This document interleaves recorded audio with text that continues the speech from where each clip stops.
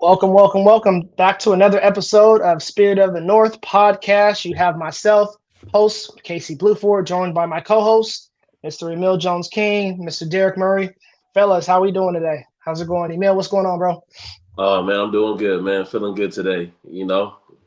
Niner Sunday. Okay. The Kings. You already know how the Kings is doing, so I'm feeling good. You feeling good? Fresh off 109 points the last two nights. We're gonna have to get Franchise into that record, yeah, How yeah. franchise many record. wins? Yep. Yeah. we won it one. We We'll get split. back to that. We'll get back to that. We won it when we split, like Giannis' celebration. He split right down the middle. So, 8-6, 8-6. Derek, what's going on, bro? How we living? Man, good. We are in the midst of moving. We got like a new Ah, place. Probably about 10 minutes away from where we currently are. But I just been running around like a chicken with my head cut off, man, trying to get all that taken care of. So I'm it's glad funny to how sit much down for a bit. we underestimate how much stuff we be having. Like when it's time to move, it's like, oh, I'll just put this in the box and be good. Next thing you know, you 8 trips in, you like, bro, like I still got all these boxes and stuff we got to do. So Yeah.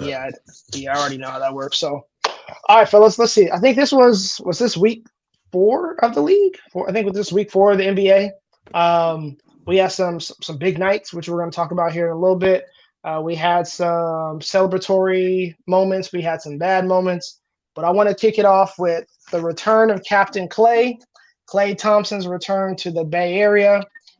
Great game against the Warriors. I've had my fair share of jokes of Klay Thompson and Klay being washed or whatever. Just an all joking aside, Klay had a nice night though. He had 22 points. I believe he was 6 of 12 from three. Shot a pretty good percentage. But at the end of the day, it was Clay's return, but still Steph Curry's team. It's still Wardell, Stephen Curry's team, and he let that be known. Let's get some thoughts though. So, D, we're gonna kick it to you. What were your thoughts on the return of Klay Thompson? Man, it was exciting, right? Like from start of it, when they dropped the little the captain hat, uh you knew that it was going to be an emotional night. Clay looked like he was fighting back, some emotions when they announced him, and when they did the little video tribute and all that. According to Draymond, Steph was supposed to have words, but they had a conversation, and Clay told him not to do that. Clay also told Steph, or excuse me, also ghosted Steph Mm. before the game. So there were some emotions there. But the game, man, was lit. It was lit. We jumped off the Emirates NBA Cup. Clay had a really good game. He seemed like he was pressing it in certain parts of the game. He had a couple air balls, couple bad shots. But for the most part, I think he was locked in. Um, but as you said, I mean, unfortunately, Steph was Steph. And, that was all she wrote towards the end of that game there. Email, let me get your thoughts on it. What you think about the game? Yeah. Derek said everything really well. From the beginning, the emotional tribute to him. I also did hear about with Draymond's perspective on between Steph and Clay. So they had that beef, that fire going on. Dre, I think, also said he was kind of instigating and talking to Steph a lot to get that fire out of him, and we saw that during the game. I think the pivotal moment during the game was when Clay was feeling himself, and he did like the little Steph shimmy, and I think He after he that, had the shimmy. and like Steph was on the bench going like this. He was like, "Yeah, you don't wake up, you don't get Steph mad, And he Yo, went off and did what Steph does, and did the night, But overall, it was a good return. I did like the way Clay had 22 points and things like that. He showed up a little bit, beyond all three of our expectations a little bit. 22 points, so but Golden State, man, they're strong. But Yo, it was Case, overall a Case, good game. before you jump in, because I know you about to gloat, right? nah, I'm Uh, not. I'm not today. I'm facilitating today. I'm facilitating. look, I just got one question for both y'all, man. Most overused Selly award, Steph's night night. Is it okay? So, question on that. Question on that. Is it his fault though? Think about it though. Like he's done it when he's been winning the last couple of years, right? Yes.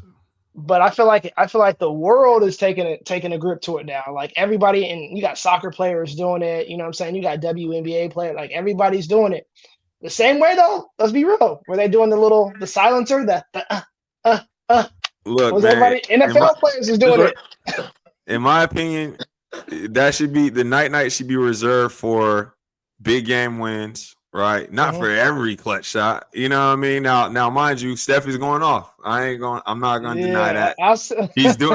He's doing it when they win games, but we're how many games in on the season? Like 14 games in. You gotta do it on that night. Every night. Nah, you gotta do it on that night, bro. You gotta do it on that night, man. Come on, man. You gotta do it on. If this was a Wednesday night against the Pistons, I bet I got you, right? But let's think about the last times he's done it. Gold medal game. I haven't seen him do it at all this season. He's done it a couple times this season. Has he done it this season? A couple times this season. Okay, touche. Yeah. But you gotta do it that night. I'm not gonna pop my stuff tonight. It's early in the season, but Wardell had to let it be known that he's still him though. He let it be known he's really still him, and that he couldn't lead a team when it counts. I'm with you though. I think Klay was pressing a little bit. I think the Mavs also too were pressing a little bit. Let's get to a sidebar conversation though, because we're gonna come back to some of the other topics, but let's talk Mavs just for a quick second.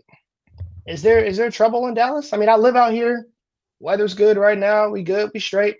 But is there problems with the Mavs, or is it just simply Luka out of shape, or Luka not engaged? Because we saw him give up a wide open dunk for the game winner. 2 nights later? D, what's your thoughts on the Mavs just right now? Look, man, I'm a. Hold on. Well, hey, hold on. I just thought about something. Hold on. Wait, wasn't email? Who was Derek's MVP? Is that Luka? The receipts. Let me get the receipts. Yo, y'all not even gonna let me get. You're not even gonna let me get one. Okay. Now you know what? It's early. Let me not talk. It's early. Luka don't get into shape until week 15, so we good. Look, man. I'm gonna be extremely loud when I praise you, and I'm gonna keep that same energy when I feel like there's stuff out there that isn't up to par. And I put it on Luka's shoulders, man. I put it on Luka's thick shoulders. All right. All right. I knew when I saw him with that mohawk, with that hawk tour, he was gonna be on some other stuff. All right. And honestly, he's doing too much. Like let's just keep it a buck. I mean, his stats are great when you look at him. As far as like the counting stats are concerned, he's like 29 points a game, 8 rebounds, 8 assists. Solid numbers for Luka, right? But he's chucking a bunch, especially considering the fact that he's got more offensive talent than he's ever had, right? He's pressing when it comes to trying to get these assists off. He's having really bad turnover moments, really bad just decision making as a whole. And the big elephant in the room, aside from his thick neck, is his defense. Oh. I mean, this guy is it worse than Prime Harden? Email, what do you think? Hey, he's doing some Olay stuff, man. I seen some clips. he like a matador. He letting people go by him. He's not trying to go after rebounds. You can call him Luka on thick. Because he has no D and he's thick. No D, pause. Pause. But he's not in game shape. And he's usually like that in the beginning. And I don't know we know what he does in the offseason or he doesn't do in the offseason, but right. It looks like he's not engaged. Like he's trying to like carry too much offensively. And then you got to play on both sides, man. Like do a little something, on defense. But it seems like he's not engaged, like as Derek said. Yo, so because we got to move on. Quick answer: can Luka? Man, at some point we got to ask: can Luka win a title playing this way? No. Okay. Okay. And we'll have to dig into that at a later time because I feel like that's definitely worth the conversation as far as what needs to happen in order for them to win a chip. I felt like last year was an opportunity that they could have probably stolen. Granted, I thought the Celtics were a better team, don't get me wrong, but sometimes like Giannis in 21 and Jokic in 22, sometimes you just have those opportunities to where like no, probably sorry, Steph in 22. Like they didn't have the best team in the league, but they kind of just stole that title. And I feel like Luka had a chance last year. So anywho, let's move forward to the next one. We had in my notes I had a pair of 50 pieces, but I think we actually had a trifecta of 50 pieces. We had Giannis drop 59, I think, against Detroit. We had Wemby drop a 50 piece, and then we had De'Aaron Fox drop. Which one we want to talk about? We want to talk his 60-point effort or his 49-point effort that was actually the win. So regardless, Fox had some couple big nights up in there. Who was the most which one stood out the most? Let's put it like that. Which one stood out the most? Was it Giannis's, was it Wemby's, or was it Fox's performance? D, which one do you think was the best performance? You know, I gotta go with my GOAT. Wemby? Wembanyama. Nah. I say Wemby solely for the fact of you know, a lot of the narratives towards the beginning of the season were him taking a step back, right? There was a lot of sophomore slump talk. And I think over the last 2 weeks specifically, Spurs have been playing a lot better. He's been playing a lot better. Offensively, he's been getting to it. And I think that the 50-point the 50-piece nugget, if you will, was just icing on the cake for you know his progression this year. So I've got to go with Wembanyama. I know where email is going. All right. So real quick, Wembanyama 18 for 19, 8 for 16 from threes, 6 from 9 from the free throw line, 3 blocks, 6 rebounds. So I mean, for a 50-point night, he shot pretty efficient from the floor. In case you know, you were in the group chat. You brought up a legitimate question that I do see, you know, floating around the internet. Does Wembanyama shoot too much? And I think we've got to. We're in the post KD era, right? And for nothing, KD's 7 feet tall. Like, let's just keep it a buck. When you see KD stand next to Joel Embiid or somebody, he's darn near the same height. So I think because of that, these guys who, you know, naturally should be playing in the post, right, feel like, you know, it's open season if I can get this shot off because can't nobody block that. So I think that's where Wembanyama's at. He's not trying to get – he doesn't want to go-to move, you know, turn around back to the basket. He wants to be able to pull up from 3 off the dribble and dagger you. And I'm not mad at it. We don't play this. This isn't the same NBA anymore. You got guys like Josh Hart, right? Playing like a center, basically. You know what I mean? So I feel like in this positionless era, I'm not mad at, you know, a 7'4" guy wanting to pull up from 3. Because in reality, if he can shoot 38%, 40%, that is a unstoppable shot, in my opinion. You can't block that. So let me spread some knowledge on that one real quick. So right now, Wembanyama is averaging 8.6 threes per game. He's shooting at a 34% clip. Okay. So to kind of put that into perspective, he's averaging 8.6 threes a game. Steph Curry's averaging 9. Luka Doncic is averaging 10. Anthony Edwards is averaging 11.6, and then the number 1 is LaMelo Ball averaging 12.6 threes a game. That brother jacking, like, but that's my boy. So at 8.6 a game, averaging 22 points. Is that too many? Is that too much? What would you like to see him at? I think it might be slightly too much. You know, if it was like maybe 6, if it was maybe 6 threes a game. But I also feel like he's finding his game as well. Yeah, I mean, look, the reality of the situation is Wemby is never going to be that post guy that we would expect, right? Like I think he's that green. I think that's out now. You know, down the line, after a few years and a few tribulations, he might develop that type of game. But I think as of right now, he's trying to adapt to a modern style of play, and I think that for him involves him, getting threes up basically. And like I said, I don't have a huge problem with it as long as he's knocking it down at a decent clip. He's under league average, and league average is what, like 36 to 38% a game. So if he could get that percentage up, I think it would be less of a conversation. Alrighty, Mel. I think we know where you're going, but best 50-point performance. What's your thoughts? To keep it a buck, I would say for the brand and the fandom, the 60 piece was good. It was a franchise record, but we took the L, and I don't like L's.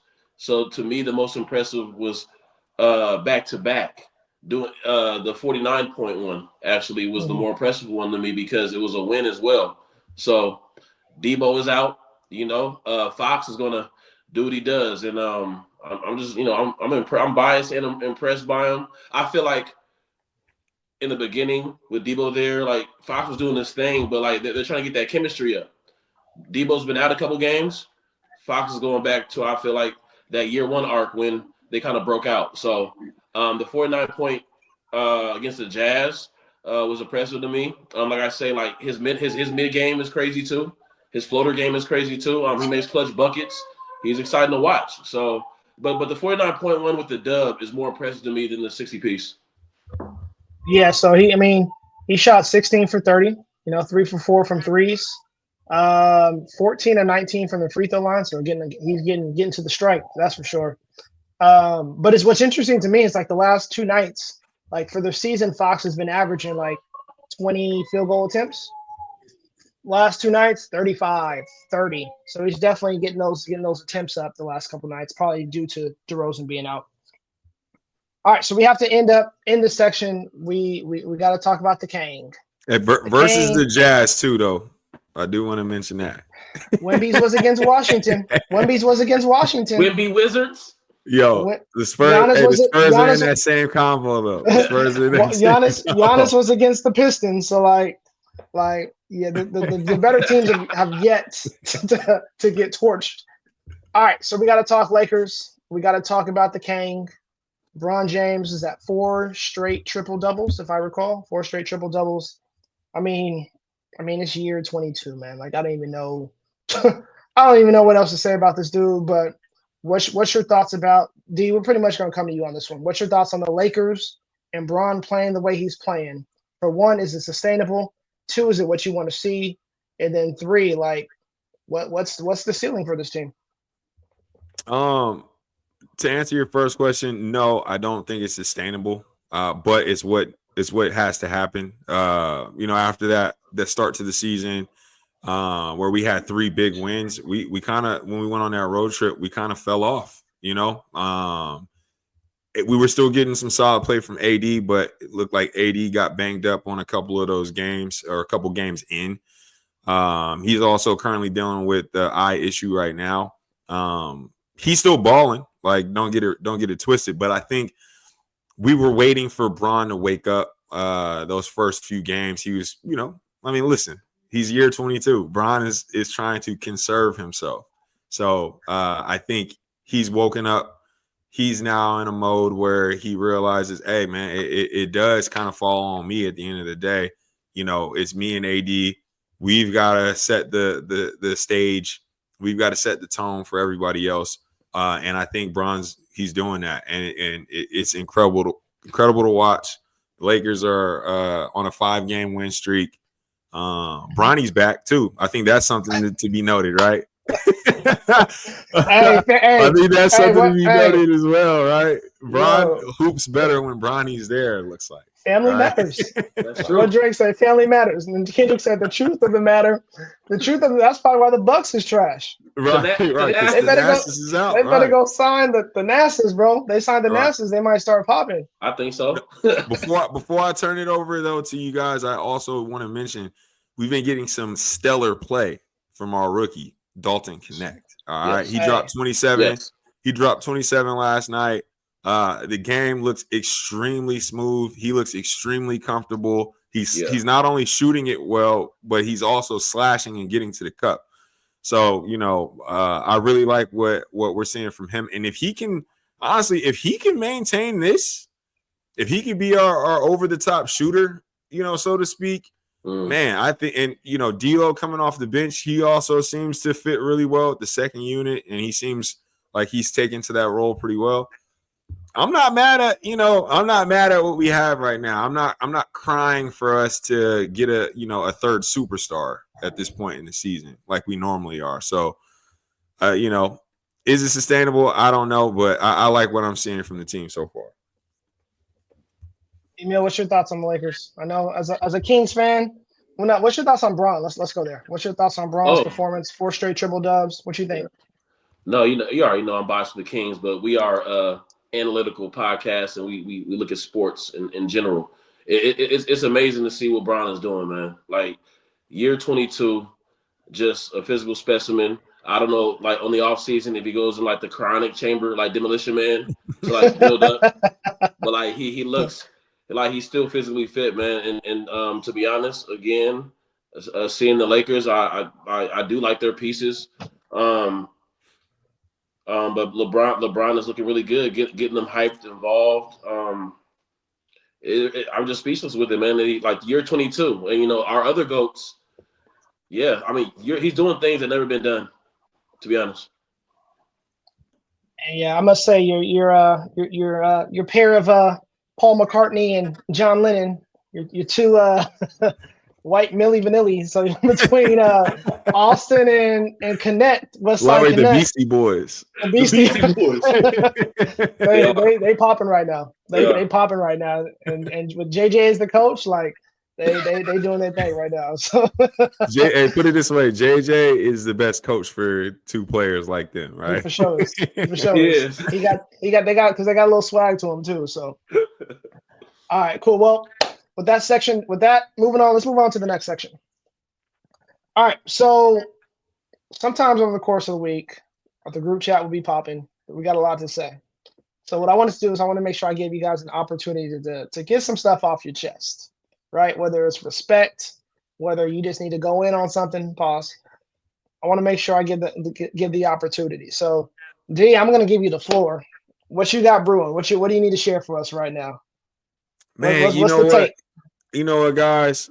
I can't front, man. Every year I get really excited about who coming back, and there's one thing that typically kind of ruins the mood, man. There's one buzzkill, and that is injuries, man. That is injuries, and I know we touched on it.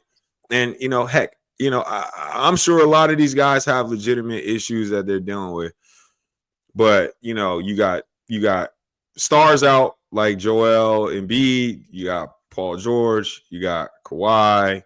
More recently, for the Kings, you got like Malik Monk's out now. Zion Williamson, he's out with a ham hock injury. I mean, like we have better science, better physical therapy, better data than we've ever had. And it just seems to be getting worse. It just seems to be getting worse when we talk about the enjoyability of the regular season. Injuries are a huge reason why a lot of people jump ship. And I just, guys, I'm at a loss for words here. What is it? You hear those guys, there was a trend going on for a while about the we done with the 90s stuff, right? And how people, they're watching 90s tape and they're talking about how log jam the key is and all this stuff. But one thing we can't deny, y'all, it was a lot more physical of a game back then, right? Now, mind you, these guys, there is probably more fast breaks. There's a lot more movement and motion in today's game, but it's not as physical of a game as it once was, in my opinion. I'm sure a lot of these guys who are playing right now would disagree or say that it is pretty physical or that we're not seeing the physicality that. But I'm talking guys were getting clotheslined, right? And you would see them, on the second night of a back-to-back with a cast on. You know what I mean? Mhm. So I guess my question to you guys is, what is it about today's game that makes it so hard for these guys to play all 82? And they don't even have to do that. To play 65 for a lot of these guys is What impossible. So what's going what on? what did T.I. Young Thug say? If it ain't about the Got the money, money. like everybody's a brand now, bro. Like everybody's a brand. Man. Like, and I feel like the guaranteed salaries is what changes everything. Think about why we love football. We love football because week in, week out, there's a sense of urgency. There's always a sense of urgency. For one, very few players are getting high-end guaranteed contracts. Two, you could be cut any week. And three, every game matters. Basketball is complete opposite. You got role players, 10th man on the roster getting paid $15 million a year, right? You got 82 game seasons, and you got all these brand endorsements. So I feel like it's become more of a privilege than it is it's very.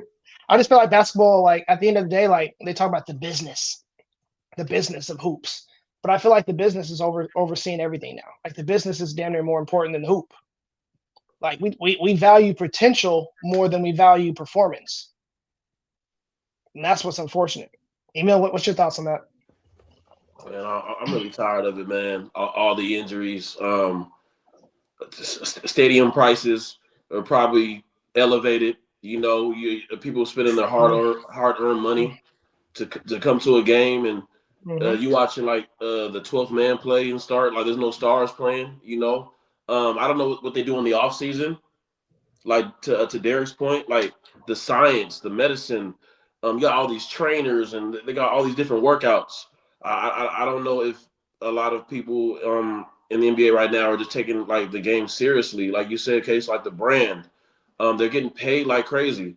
Like back in the 80s and 90s, like the salaries were smaller and they're playing that much harder because they was trying to eat. Like trying to like Mm-hmm. they probably could have missed a game. You know what I mean?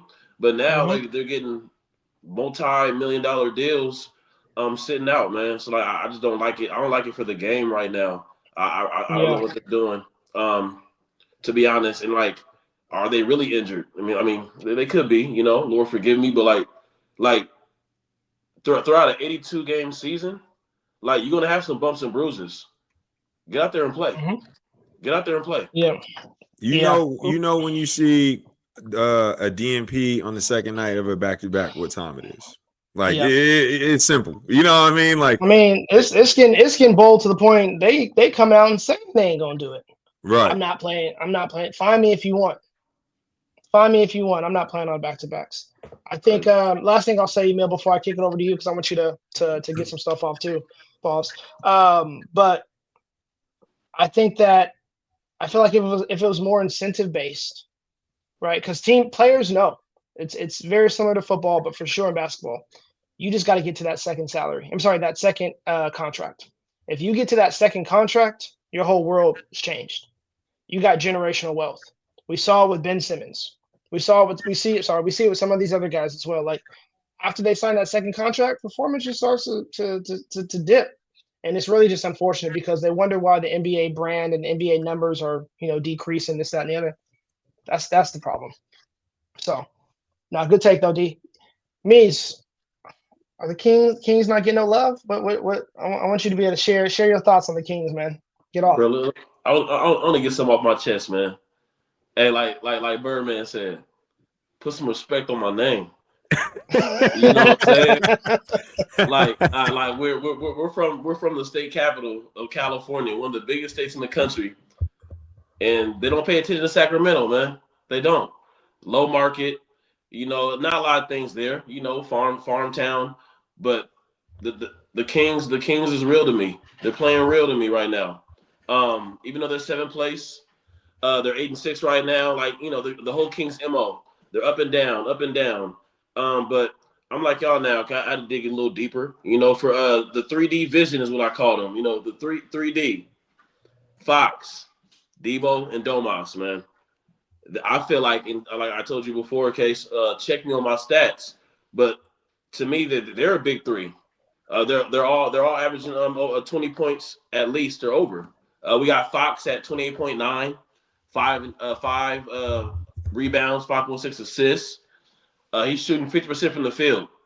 He's a walk-in bucket, 34% from three, clutch, and also he's top three in steals. To me, he's like probably he's top five PG to me.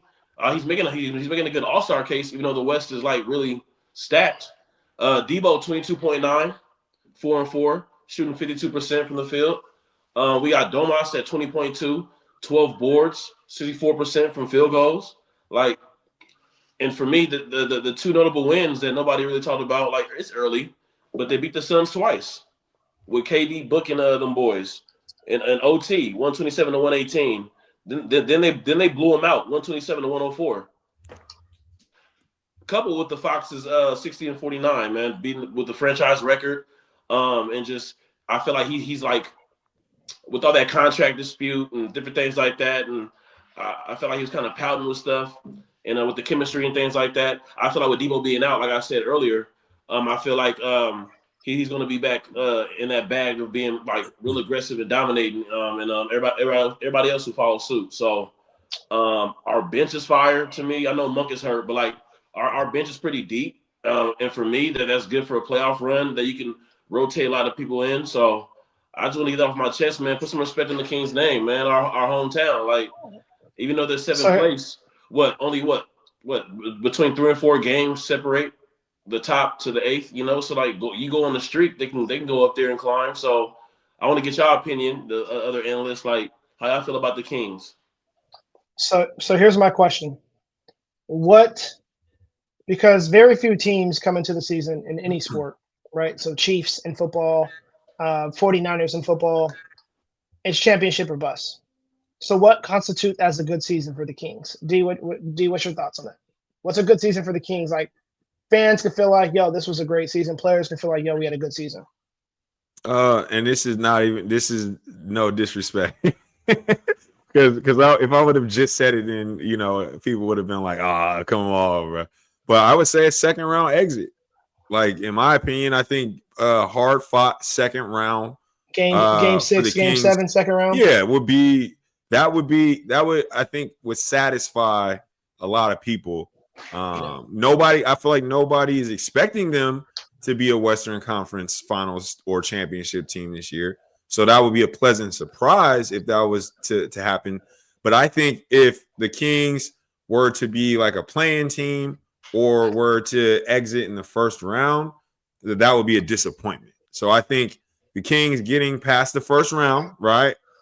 And then, being extremely competitive in a second round against, a top tier team would be, or another top tier team, I should say, would be, in my view, what the expectation is this year to me.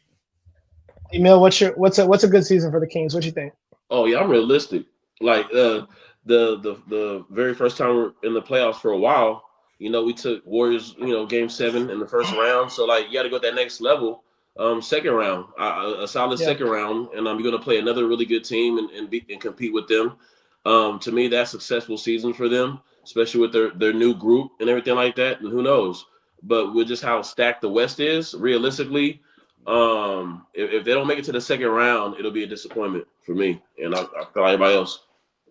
So real quick, I want to ask you guys something before we move to the next topic. So second round, Kings get to the second round. So right now they're the 7th seed. I can't remember, Derek. Did you have them as a 6th seed? Where'd you have them at? I have them top 5. Top 5. Okay. Emil, did you have them right around 5, 6, something like that? Around there. Okay. All right. So not based off the standings right now, but just based on kind of how we expect Dallas to move up the standings. We expect probably the Rockets maybe to fall a little bit. But hypothetically, Kings first round matchup against the Phoenix Suns. Do you think they could be the Suns in 7 games? Okay. Kings first round matchup against Denver Nuggets. Could they beat Denver in 7? You tell us. Oklahoma City. Nah, you know I got to stay 10 toes down on that one. Oklahoma City. To me, though, hey, before you continue with this, to me, so far, I would say it is possible. Anybody could, right? It is possible. I wouldn't be shocked if the Kings were to beat those two teams. So I think that's what it's going to come down to. Is like they're going to have to beat a historically good team and then go into the second round and fight against another solid, historically good team. So I think, to your guys' point, if they can do both of those, then that constitutes as a good season. So the Kings' best hope is to get out of this bottom tier, out of this bottom half into the top half, and hopefully play, They want to play the Grizzlies or something. The Grizzlies are the Warriors, right? Like that. Honestly, to me, like you want to avoid OKC. Yeah. Like Grizzlies, Warriors. I'd even say the Lakers, but the Lakers just have experience over them. But I think the Lakers are going to fall too. Yeah. I think they're going to fall down. If you can avoid OKC, if you can avoid Minnesota, Anthony Edwards is a Kings killer. Like he's damn near the new Kobe to the Kings, bro. Like he just kills the King. Yeah. So and Minnesota looks. I know we'll get into it. I'm sure we'll get into it later. But the Minnesota does not look good to me, y'all. They don't look like. They look like a middle to low end team anyway. All right. So one thing I wanted to I was thinking about. We were talking about Steph Curry. So I think that, to me, I'm going to ask you something, and my answer is actually Steph Curry on this one. When we talk about the most disrespectful players in the NBA, I think Steph Curry, to me, is the most disrespectful player in the NBA. Let me explain. When you hooping, would you rather have somebody talk mess to you throughout the game, or would you have, in front of 15, 17,000 people, they can't hear what he's telling you, right?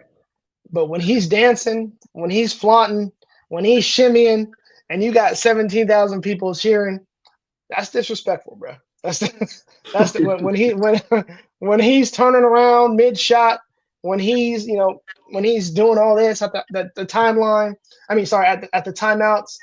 That, to me, that's so disrespectful. And I was just watching Steph the other night, and he's the babyface assassin, so he kind of gets his pass, whatever.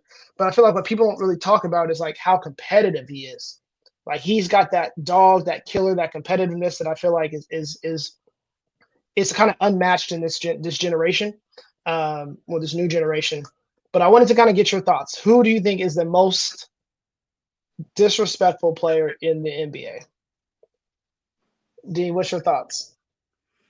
I mean, I might be inclined to agree with you there. I think the antics are it's so disrespectful, bro. I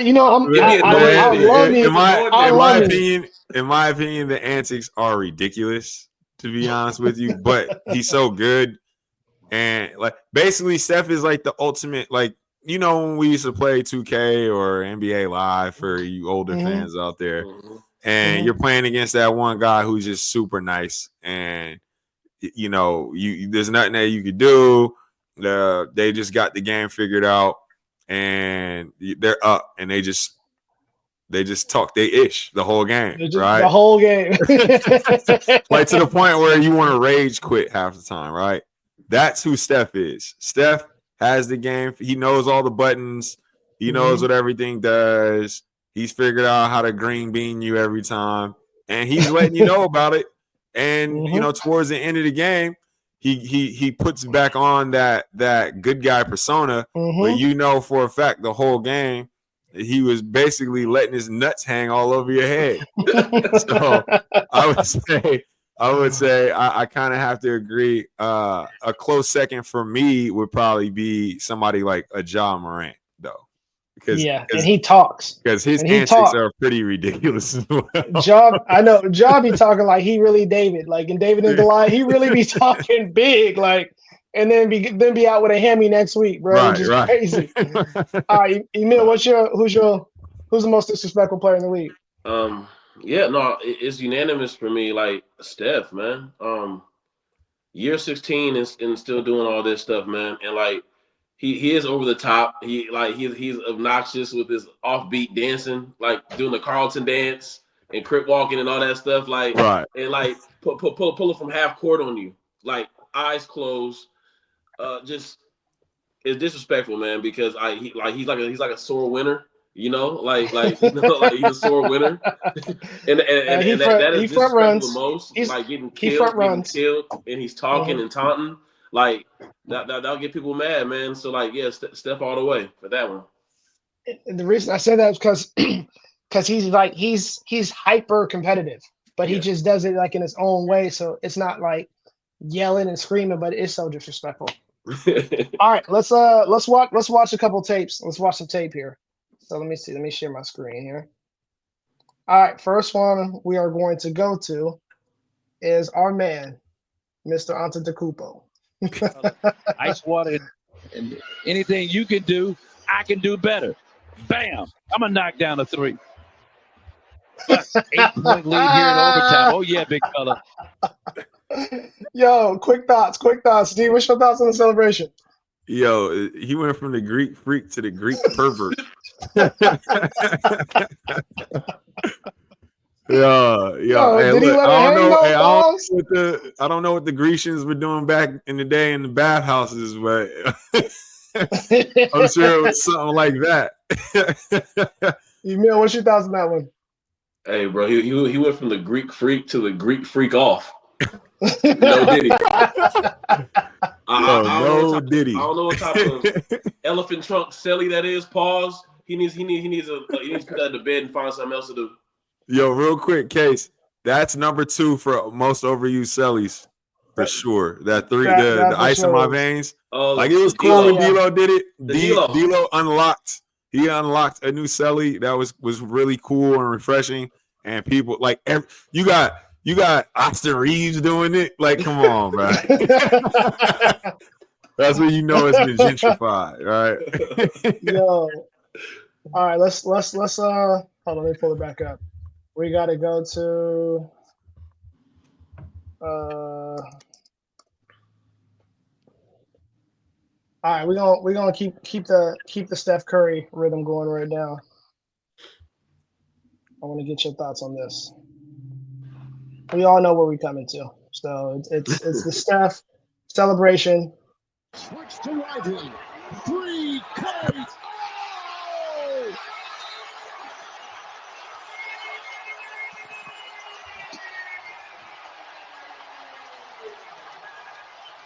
Yo, it's an automatic green light anytime a big switches on to Steph, right? Unless it's maybe AD is probably the only one, and Kevin Love, right? Kevin Love did a pretty good job on that on a couple of those switches, but it's a green light every time a big switches on to Steph. Green light. Yo, question for y'all, Emil. I'm gonna start with you. Where does that emotion come from, though? Like, you can't tell me just because he was ghosted, he was hot. So then he wanted to pop off.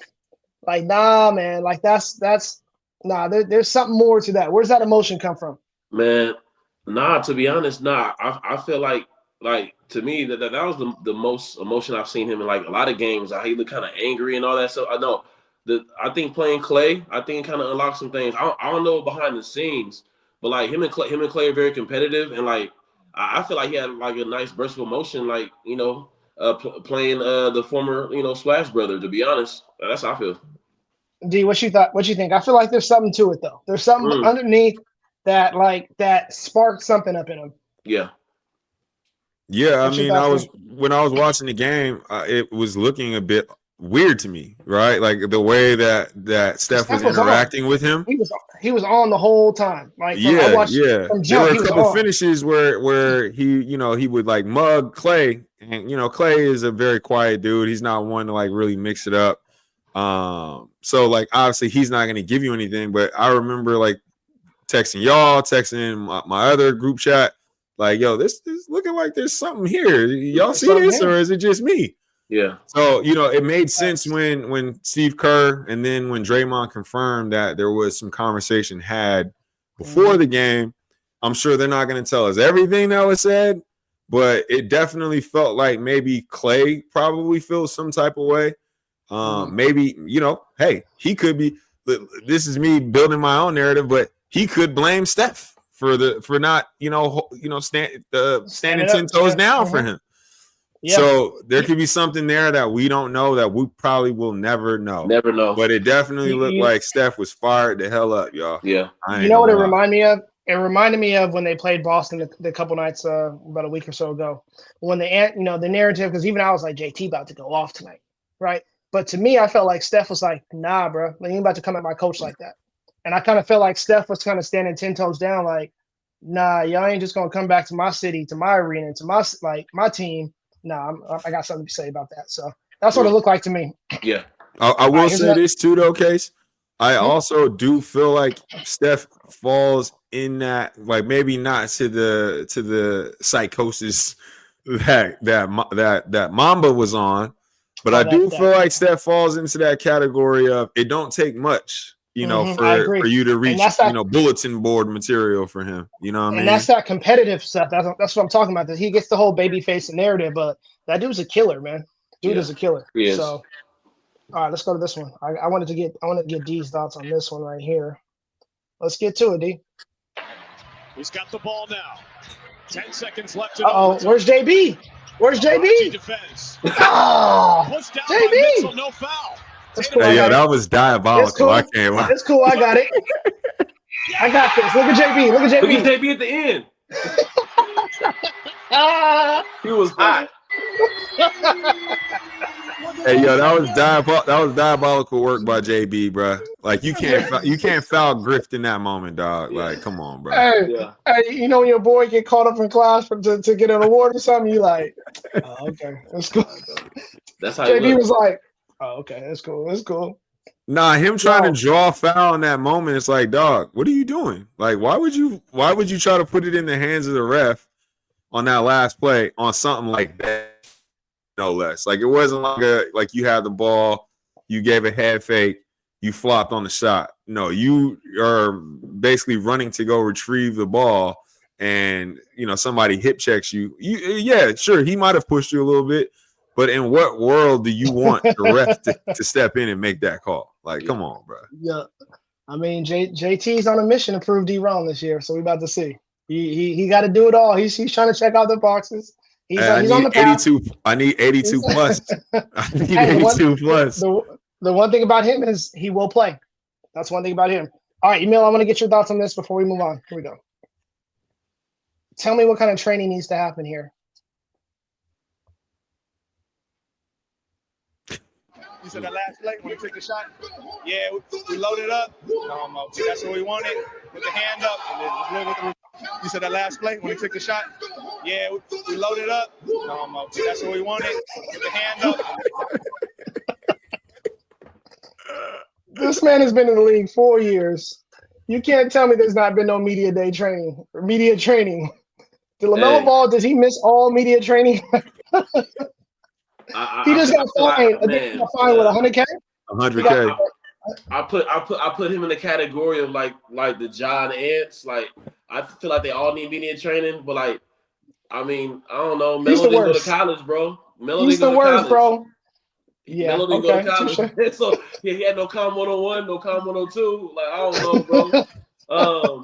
He probably misses all media training, man. It's bad. But then me, my personality. I'm like, he real, he being genuine. So, but he can't be the face of the league, though. Even though he's playing very well, he can't be the face of the league talking like that, bro. Nah. Hey, look, bro.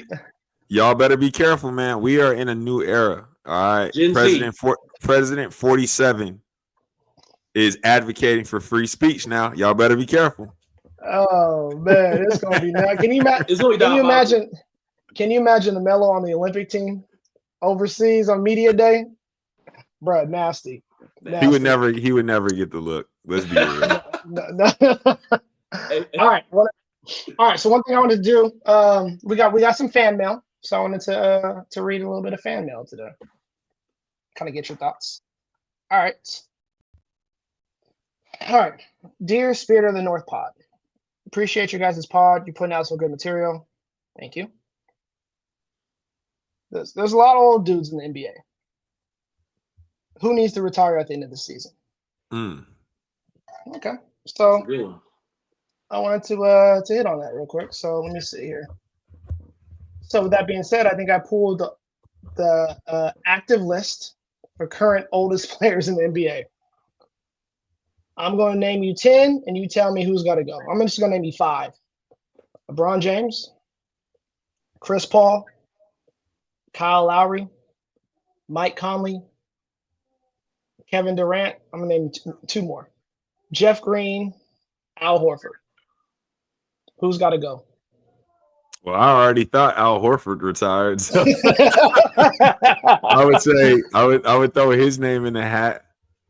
Okay. Bro. You know who you got? Bro, I didn't know Jeff Green was still played, bro. Jeff Green. He's still yo. With the spray paint. He got the little spray paint in the middle of the Yo, I feel bad. Yo, CP3 is a hard watch right now, bro. That is a hard watch.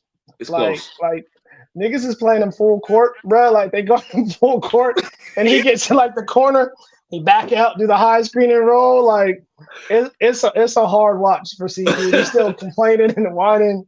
Like CP I feel is about like to quickly transition into coach here. So. Real soon. I feel like CP3 and Kyle Lowry, like it's time. Kyle Lowry got to go.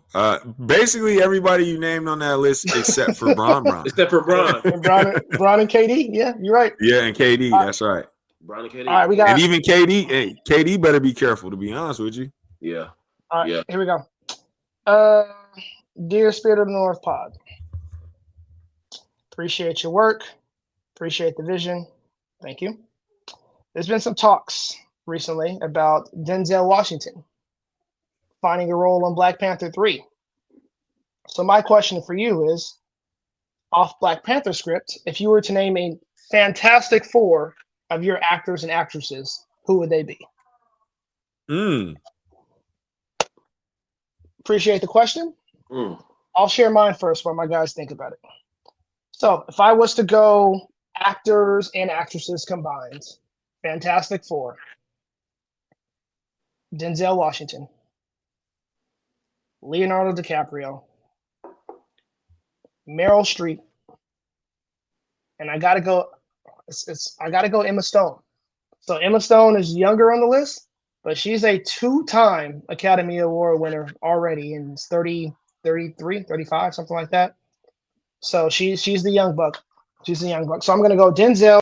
I'm gonna go Denzel Washington. I'm gonna go Leonardo DiCaprio. I'm gonna go Meryl Streep, who I think is the GOAT for females, and I'm gonna go Emma Stone. Which one's the thing? The thing would have to be. The thing would probably be probably DiCaprio. He's sick. He nasty with it, bro. DiCaprio nasty with it, bro. Like he could, he kind of nasty with it though. All right. So what you guys thought? Who's your Fantastic Four of actors and actresses? You want to go? You want to go first? Yeah, Emil, you want to go first? No, you can go D if you have them. I'm still thinking, but I don't know if you have. You can go D if you want. All right, I'm gonna go all new. I'm gonna go all new actors since Case kind of took a lot of my list basically. Well, I'm gonna go new actors. So I'm gonna go. Let's go Timothy Chalamet. Right. A young Leo DiCaprio, basically. Right? Young Leo, our protege. I'm gonna go Glenn Powell. Right, from what was he? Twisters. Good one. Of Twisters fame. Johnny Storm. That's your Johnny Storm right there. I'm gonna go. Let's go Zendaya. Right. Let's go Zendaya. She's in everything these days. And then lastly, and I'm gonna go ahead and give him this look just because I feel like Hollywood has turned its back on him. I'm gonna go Jonathan Majors. Majors. Before the controversy, he was an amazing actor to me. So that's what I'm gonna throw in there. Hey, you got the young Avengers, bro. You got the young ones. All right, Mill, give us something. Give us a hybrid of something. What you got? Yeah, we can do a hybrid. I'm gonna go Brad Pitt. Man, I forgot about Brad. Mm-hmm. I'm gonna go Tom Cruise. He's still doing it. My That's wild Reed card. Richards. That's my Reed. he's still doing it, making Mission Impossible 20. He's still doing it, man. And look good too. I'm Pause. gonna go with Samuel L. Jackson. Hey, He ain't Samuel L. passing up Jackson. no role. He refuses no role, bro. No. No role. And my last one, what is Deadpool's name? I forget his name right now. Oh, Ryan Reynolds. Ryan Reynolds. That's a good one. That's a good list. That's a good list. All right, last one. Dear Spirit of the North Pod. There's a lot of young, exciting players in the NBA right now, but somebody has to go. So based on past performers and future performers of the list of 4, who's got to go? Here's our list. Allen Iverson, Kyrie Irving, Ja Morant, Derrick Rose. One has to go. Who's going?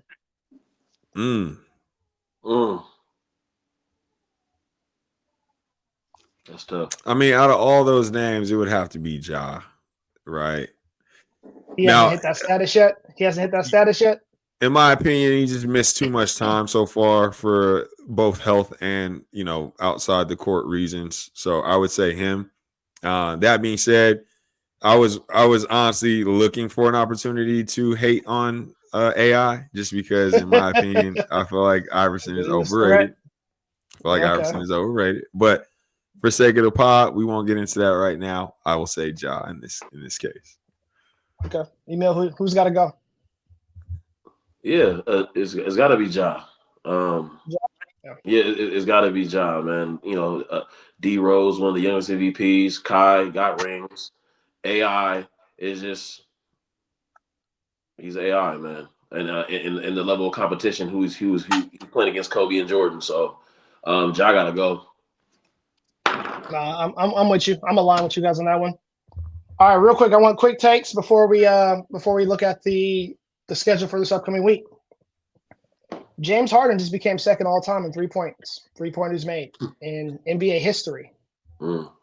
What will James Harden be remembered for? Will be on the court, off the court? Like what? What will be James Harden? What is James Harden's legacy? Not living up to his potential. Do you think he should have had a title? And if so, what year? Man, I mean, what was the best year with them? Was it with Dwight Howard? No, what year did they go to the Western Conference Finals? Was it CP? CP? That was the CP. Oh, that was year. with CP. Oh, that was when him and CP were going at it on the bench, right? Who they run into though? An all-time great team. They had him against the ropes for sure. They had him against the ropes. Man, I just feel like that team was built for Golden State, man. I feel like they were good enough to win. They just didn't play no doggone defense, man. And that was James Harden. That was a lot of James Harden's fault. Yeah, that's true. All right, Emil, real quick, what's Harden's legacy, man? Same thing? Yep, same thing, man. Yeah. All right, next up, Kion Anthony just declared to Syracuse University. We know he's going to be a one and done, but does he bring a chip like his pops to Syracuse? See what you think. I don't know about that, but what I will say is this ain't no Bronny situation. All right. Touche. Kion Anthony can hoop. All right. Yeah. I think we all witnessed it at one point or another. I think he was like number 1 ranked high schooler in New York, that's saying a lot, right? A lot.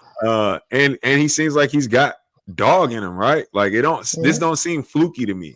It seems like he's legitimately earned his position. It looks like Carmelo is not trying to gift him this opportunity, but he's coaching him up so that he can, fulfill his own destiny. So I'm excited to see this brother play in college, man. I can't front. This is dope. Yeah, with Cooper Flag playing this year and Kion next year, and then on the women's side, you got Juju for a couple more years. I feel like college basketball is picking up. All right, last one. Inside the NBA, just signed a new deal. Charles, Kenny, Shaq, and Ernie. They're going to be moving over to ABC, ESPN. So there's still some stipulations as far as the timing. I don't think it's going to be a nightly thing. I think it's like on occasion, from what I read earlier. But thoughts on inside the NBA continuing their run? What you guys think about that? I'm excited about it, man. Chuck, Kenny Smith, Barkley, EJ, for 20 plus years, they've been doing it. At first I thought they were going to get broken up and not be anywhere. So I was excited when I saw the news with ESPN. It's good for the culture, man. Their chemistry, the comedic stuff, and of course how they analyze the game. I'm excited about it. D, you don't look too thrilled. What's your thoughts on it? Man, I'm ready for these. Pardon my French, man. I'm ready for these niggas to go, man. Hey, Derek looks sick when I said the news right now. No, real talk, man. I'm tired of the antics. I'm tired of it. I feel like the Shaq and Barkley stuff. I just feel like inside the NBA is a huge reason why the perception of the league is what it is. I mean, they openly say that regular season don't matter. We make fun of the fact that it's a game that these guys don't know where certain players play, what teams they play on. It's clear that look, if I want to hear casuals talk hoop, I'll listen to a podcast like ours. No offense. No, I don't want to hear legends of the game not know about basketball or not know about teams that are playing in the league today. That's not cool to me. That's not funny to me. I don't think that's I want to watch guys who are going to educate me. Give me Zach Lowe. Give me Jay Billis. You know what I'm saying? Give me Jason Timpf. Give me guys like that, and give me Marcus Spears. You know what I'm saying? Give me guys like that who actually really cover the game and know the game well. Give me a Windhorse. I'll take that. Right. But these ex-athletes who are more known for antics than they are for actually the X's and O's of the sport. Honestly, that doesn't entertain me, man. That don't entertain me. And I don't remember the last time I tuned in because it was an inside the NBA night. You know what I mean? So that's just me, man. I know I sound like the Grinch or something like that, but I'm not stoked. Bro. All right, before we get out of here, a couple big games this week. So we got the Emirates Cup Week 2, the Emirates NBA Cup Week 2. Couple games I want to point out. We have Cleveland and Boston on Tuesday night. That's going to be a good game because Cleveland's still undefeated. They play at Boston. I don't think they play. If they play tonight, I don't know. But they play Boston on Tuesday, but then they turn around and play the Pelicans at home the next night. So that could be a tough little, back-to-back game. We also have the Denver Nuggets and the Dallas Mavericks, I think, going up against each other this week. We got the Lakers and Nuggets this week. What else? We have some. What was the other game I was looking at? Minnesota and Boston play this time next week, which I like to see the Tatum and Anthony Edwards kind of American athletes kind of going at it. So, but yeah, so some good games this week. All in all, good work today, fellas. Appreciate you.